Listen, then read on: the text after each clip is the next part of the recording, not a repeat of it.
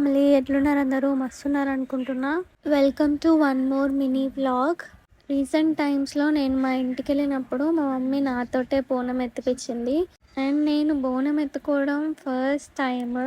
మా మమ్మీ వాళ్ళు చేసేది పోచమ్మ బోనాలు అన్నమాట. సో నాకు ఇది ఫస్ట్ టైం ఎక్స్పీరియన్స్ కాబట్టి కొంచెం కష్టంగానే అనిపించింది.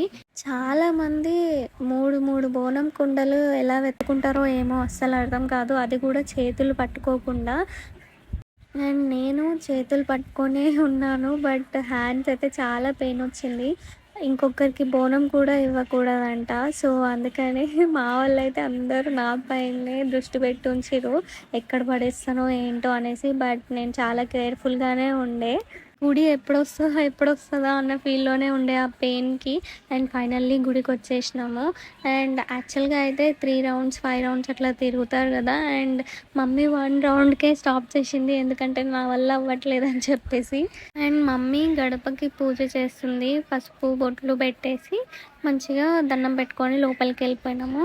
తర్వాత బోనం అమ్మవారికి సమర్పించింది. బోనమే కాదు, ఇంకొన్ని ఇంట్లో చేసిన పలహారాలు, ఇంకా బ్లౌజ్ పీసెస్ కూడా సమర్పించింది. ఆ తర్వాత మా తమ్ముడు ఇక్కడ కోడితో మొక్కుతున్నాడు. ఇంతకీ నా శారీ గుర్తుపట్టారా ఎప్పటిది అనేసి? ఒకవేళ గుర్తుపడితే కమెంట్లో మెన్షన్ చేయండి.